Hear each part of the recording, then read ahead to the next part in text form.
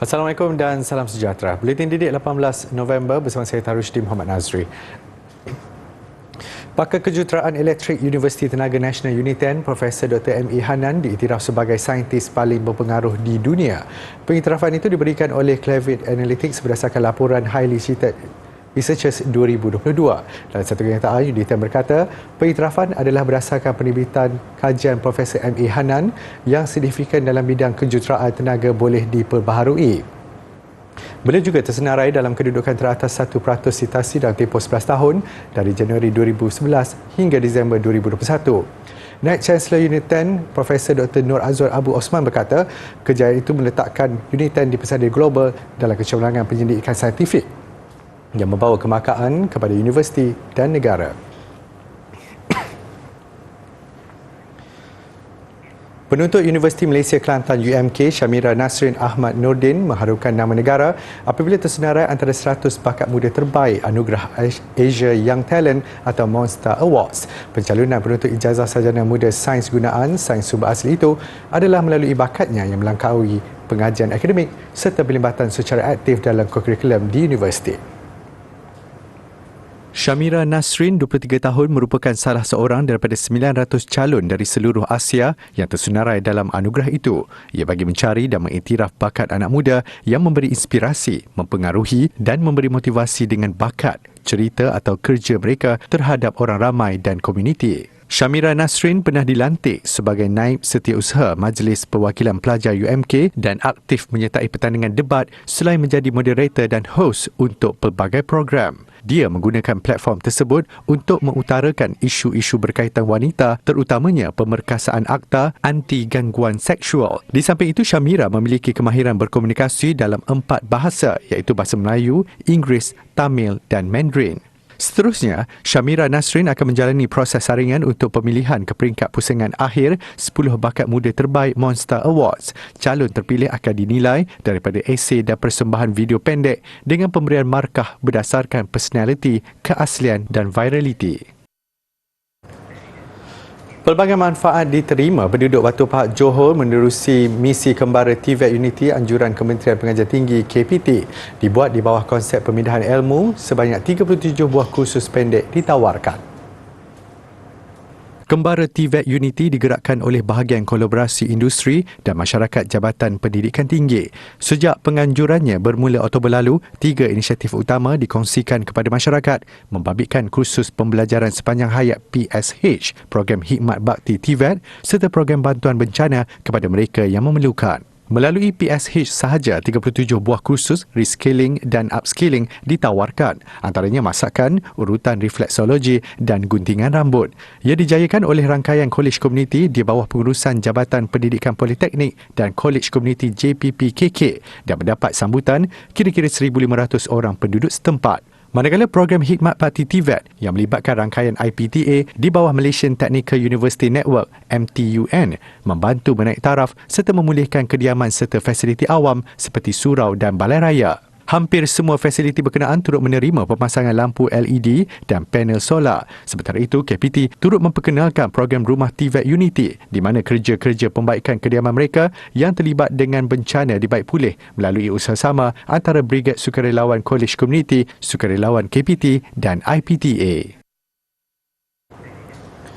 Kerajaan memperuntukkan RM6.7 bilion dalam bajet 2023 untuk melaksanakan inisiatif memperkasakan pendidikan dan latihan teknikal dan vocational TVET. Timbalan Menteri Pembangunan Luar Bandar Datuk Seri Abdul Rahman Mohamad berkata, peruntukan itu adalah yang terbesar setakat ini. Ia diberi mengambil kira bidang TVET menawarkan potensi besar kepada golongan belia selain mempunyai kebolehpasaran yang tinggi dalam bidang pekerjaan.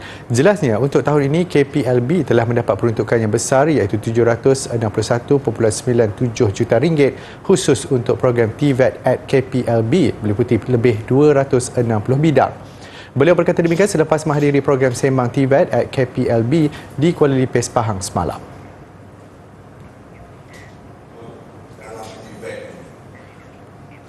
Universiti Putra Malaysia UPM menyediakan 42 buah bas sebagai kemudahan kepada pelajarnya pulang mengundi pada PRU 15. Naib Chancellor UPM Datuk Profesor Dr. Muhammad Roslan Sulaiman berkata, bas terbabit menghantar pulang 1,355 orang pelajar di bawah program Misi Putra Cakna. Program itu berlangsung 2 hari bermula semalam bertujuan memudahkan urusan serta mengurangkan beban pelajar. Misi itu juga langkah untuk menggalakkan pelajar melaksanakan tanggungjawab mereka sebagai pengundi. Untuk pergerakan pertama semalam, seramai 763 orang pelajar terbabit. Sementara bagi pergerakan kedua hari ini, membabitkan sejumlah 503 lagi pelajar. Datuk Profesor Dr. Muhammad Roslan berkata, pergerakan setiap bas mengikut 4 zon, iaitu zon Pantai Timur, Utara, Selatan dan Tengah. Pergerakan zon Tengah turut merangkumi destinasi ke lapangan terbang antarabangsa Kuala Lumpur, KLIA. Usaha yang dijalankan oleh UPM itu dikendalikan dengan bantuan Majlis Perwakilan Pelajar. Universiti Teknologi Mara UiTM juga komited menyokong proses demokrasi dengan menyediakan perkhidmatan bas secara percuma kepada 800 penuntut untuk pulang ke kampung halaman. Inisiatif dilaksanakan dengan kerjasama Majlis Perwakilan Pelajar. 7 buah bas disediakan untuk menghantar penuntut pada semalam dan kemarin membabitkan 3 zon sekitar Semenanjung Malaysia. Perkhidmatan bas itu juga membawa pelajar dari kampus di Timur, Utara dan Selatan Semenanjung ke Ibu Negara. Pihak kampus turut menyediakan bas pengantara dari UiTM Shah Alam dan Puncak Perdana ke terminal bas dan lapangan terbang. Ia digerakkan bermula 15 November dengan kekerapan 2 hingga 3 kali sehari.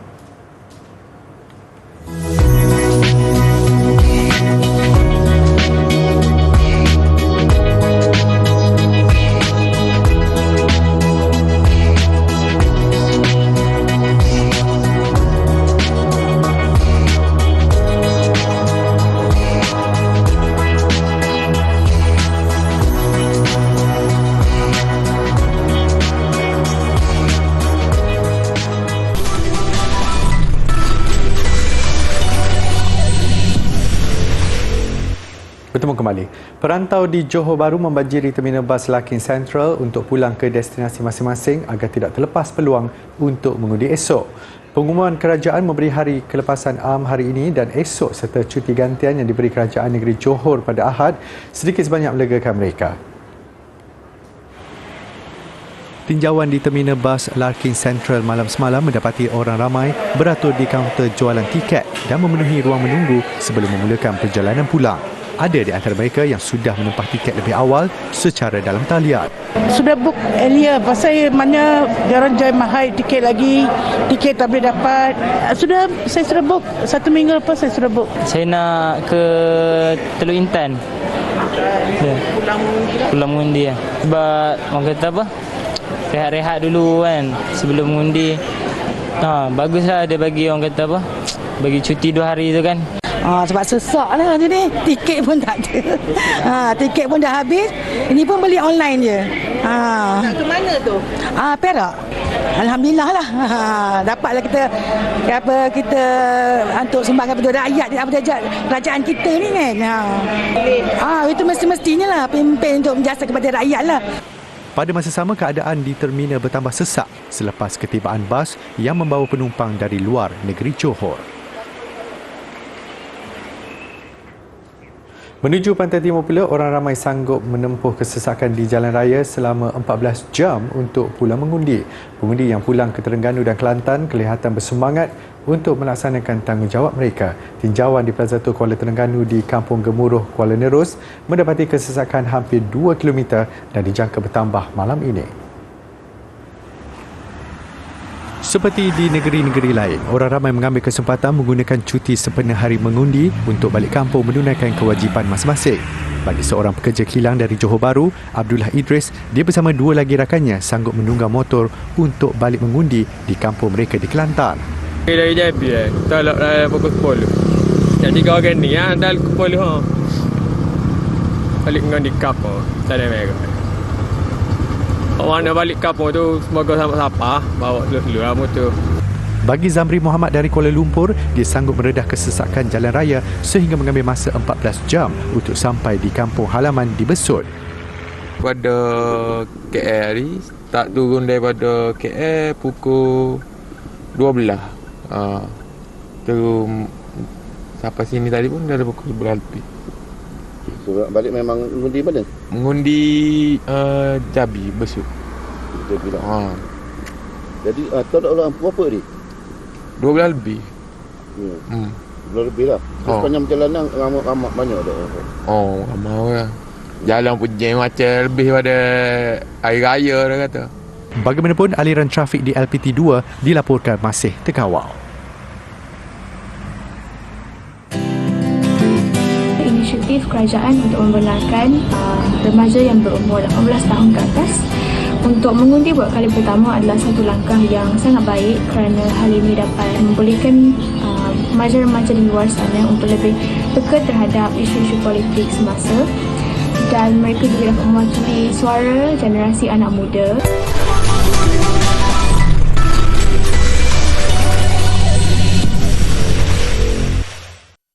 Hampir 7,000 kertas undi pos dari United Kingdom dan Ireland berjaya dikumpulkan Vote Malaysia, sebuah gabungan persatuan pelajar di London.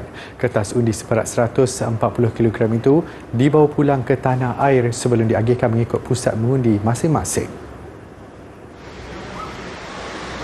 Menurut wakil media prima di London, rakyat Malaysia di UK mula mengisi borang undi pos sejak minggu lalu. Kertas undi yang lengkap boleh dipos sendiri atau diserahkan kepada Pusat Pengumpulan Vote Malaysia. Education Malaysia di London adalah satu daripada 13 pusat penyerahan dan pengumpulan. So dalam konteks ni, Pejabat Education Malaysia London cuma menyediakan fasiliti dan ruang untuk pengumpulan ballot-ballot yang telah diberikan oleh persatuan-persatuan pelajar yang dikumpul daripada 13 pusat pengumpulan di seluruh UK termasuk di Wales, Scotland dan Ireland. Vote Malaysia juga menjalankan khidmat pengumpulan undi pos di 16 negara lain. Fantastic. I mean, I've voted at home, but coming outside here, postal vote, it's the first time I'm doing it, and it's fantastic to vote. The feeling is too great. I really appreciate what the UKEC, the students from each of the colleges, what they are doing in providing us this access. Sebab kalau tak, kita personally kena hantar the postal ballot tu balik Malaysia. And then logistic problem and all that kan susah kalau tak sempat. Undi pos dari Ireland, Scotland dan Wales dibawa ke London melalui penerbangan domestik atau kereta api. You can see people who are like fighting to get their ballots, right? Like train leaves at 6:30, they will make sure they travel to the next station at 6:15 just to pass their ballots on. So it's very heartwarming to see like every ballot's count and like just everyone racing to get their ballots to us. This election, you see at every single person like on their feed, their story, you see people taking pictures, like so proud to hold their ballot. You all semua pertama kali mengundi.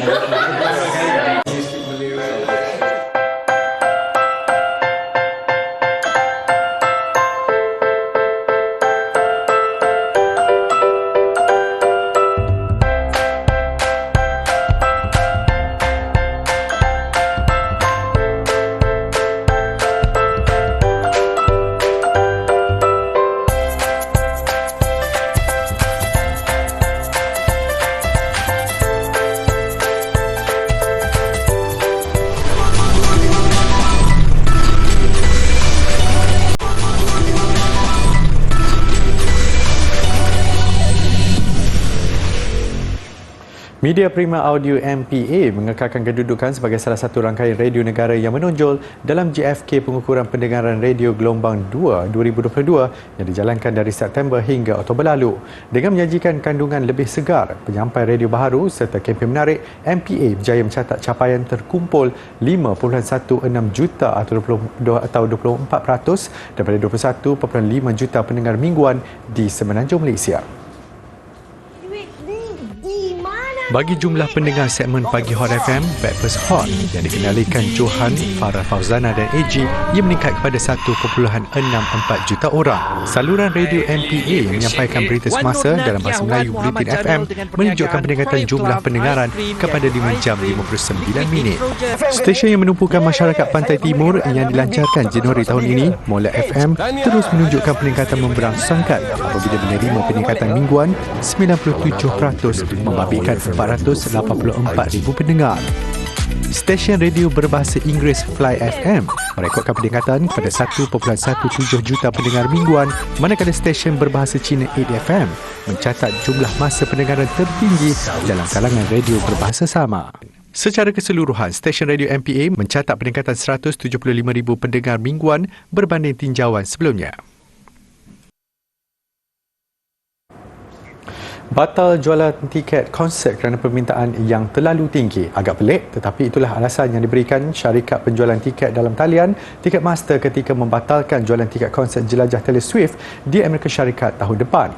Menurut kenyataan daripada Ticketmaster, pembatalan itu disebabkan permintaan kadar pembelian tiket yang terlalu tinggi dan inventory tiket sedia ada tidak mampu menampung permintaan tersebut. Terdahulu, jualan tiket awal melibatkan kelab peminat Swift dilaporkan sangat laris mengakibatkan laman web Ticketmaster tergendala. Ramai yang terpaksa menunggu sehingga 3 jam untuk mendapatkan tiket. Malah terdapat banyak tiket dijual semula dengan harga mencecah puluhan ribu dolar, menjadikan peminat berang dan mendakwa Ticketmaster tidak telus dalam penjualan tiket. Jelas Ticketmaster pula terdapat keseluruhan 3.5 bilion permintaan untuk membeli tiket dalam sistem mereka. Sebanyak lebih 2 juta tiket telah habis dijual, jumlah tertinggi pernah dicatat oleh seorang artis dalam tempoh sehari. Setakat ini tiada kenyataan dibuat mengenai penyambungan jualan tiket. Keadaan itu juga memberi kesan terhadap nilai saham syarikat induk Live Nation yang merudum kira-kira 3% malam. The Eras Tour adalah konsert pertama Swift dalam tempoh 5 tahun. Jelajah di Amerika Syarikat itu dijadual bermula pada Mac 2023. Korea Selatan menutup ruang udaranya semalam bagi memastikan tumpuan lebih 1/2 juta pelajar yang menduduki peperiksaan penting tidak terganggu. Kementerian Pendidikan negara itu berkata lebih 508,000 pelajar menduduki peperiksaan selama 9 jam itu tahun ini. Digelar Sunyeong, ia peristiwa tahunan terpenting di Korea Selatan kerana menjadi penentu tempat masuk ke universiti-universiti terbaik di negara itu. Seterusnya, simbol kepada prospek kerjaya dan kehidupan yang lebih baik. Kepentingan peperiksaan ini juga terselah dengan kawalan pihak kerajaan dalam memastikan semua pelajar terlibat dapat mendudukinya. Bagi memberi ruang kepada pelajar ke sekolah tanpa gangguan trafik, pejabat kerajaan, bank dan pasaran saham dibuka lewat sejam. Dan selain kawalan keselamatan polis, pasukan polis pengiring turut disediakan untuk pelajar yang lewat tiba ke Dewan Peperiksaan. Ketika ujian lisan, semua pelepasan dan pendaratan pesawat ditangguhkan selama 35 minit dan pesawat perlu terbang pada altitude lebih 3,000 meter. Peperiksaan tahun ini juga adalah yang ketiga dilangsungkan di bawah SOP COVID-19 dengan semua pelajar perlu sentiasa memakai pelitup muka selain membawa makanan dan minuman sendiri.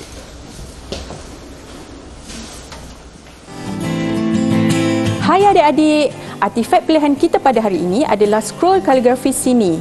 Apakah itu Sini? Sini adalah tulisan kaligrafi yang berasal dari perkataan Arab iaitu Sin yang bermaksud Cina. Penulis hot Islam di China menulis di atas scroll kertas dengan menggunakan berus lukisan tradisional China. Kaligrafi seperti ini akan dilukis di atas kertas atau lembaran kain sutera.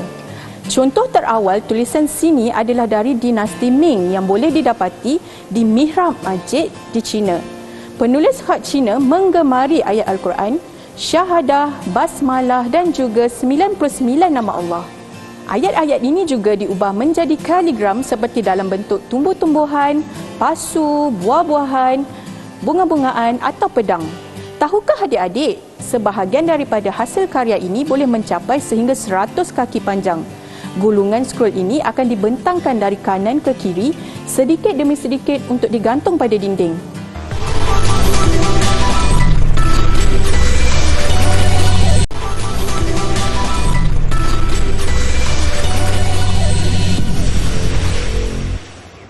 Sukan. Berbanding pasukan lain, layanan kepada pasukan bola sepak kebangsaan Poland agak istimewa, khususnya apabila pasukan itu diiringi 2 pesawat pejuang F-16 ke Piala Dunia 2022 di Qatar yang dilakukan sehingga pesawat yang membawa pasukan kebangsaan Poland melepasi sempadan negara itu. Salah satu daripada pesawat itu turut membawa spanduk dengan cokan kata tanda pagar Lexi Naspilka, bermaksud kami bersama dalam bola sepak, yang menjadi slogan Persekutuan Bola Sepak Poland. Poland akan memulakan kempen Piala Dunia pada 22 November dengan menentang Mexico dalam perlawanan kumpulan C. 2 lagi pasukan dalam kumpulan itu ialah Arab Saudi dan Argentina.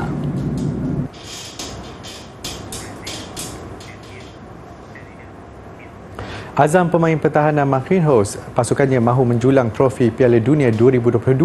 Tambahnya ini kerana menjadi juara dunia adalah sebahagian daripada sejarah Brazil dan dia mahu keluarga serta anak cucunya nanti bangga dengan pencapaiannya itu. Acho que se a gente pegar e ver os ex-campeões do mundo, a gente vê a importância que tem, né, a Copa do Mundo para o Brasil. Né, você ser um ex-campeão do mundo, isso vai ficar marcado na história da sua vida, da sua família, dos seus netos, do Brasil, de onde você passar, você vai ser reconhecido por isso. A gente vê todos os ex-campeões do mundo, eles se orgulham muito, né, todos os brasileiros, todos os familiares se orgulham muito por isso. Então é isso que a gente pensa, é isso que a gente quer para a nossa vida. Sehingga Brazil sudah menjulang trofi Piala Dunia sebanyak 5 kali dan adalah yang paling tinggi di kalangan semua pemenang lain. Pasukan kebangsaan Brazil ketika ini masih berlatih di Turin, Itali dan akan ke Qatar lewat hari ini. Agak mengejutkan apabila Brazil tidak mengadakan sebarang perlawanan ujian menjelang Piala Dunia 2022. Diletakkan dalam kumpulan G, Brazil memulakan kempen Piala Dunia 2022 dengan menentang Serbia pada 24 November ini. Ini diikuti perlawanan dengan Switzerland dan yang terakhir dengan Cameroon.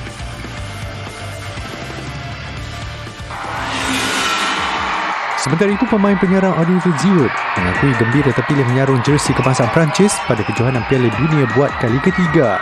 Menurut Giroud, fokusnya untuk memastikan melepasi peringkat kumpulan sekaligus menamatkan badi 3 juara Piala Dunia sebelum ini gagal lolos sehingga ke peringkat kalah mati.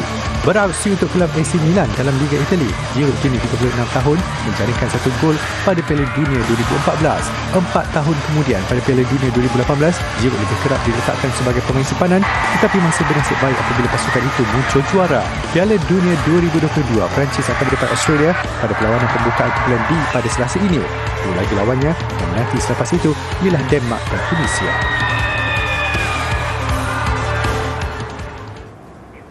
Mengakhiri buletin didik, ceritanya juga mengenai Piala Dunia 2022. Sebagai tuan rumah, persediaan yang dilakukan Qatar agak memukau. Saya Tarushdin Muhammad Nazri, salam hormat dan jumpa lagi.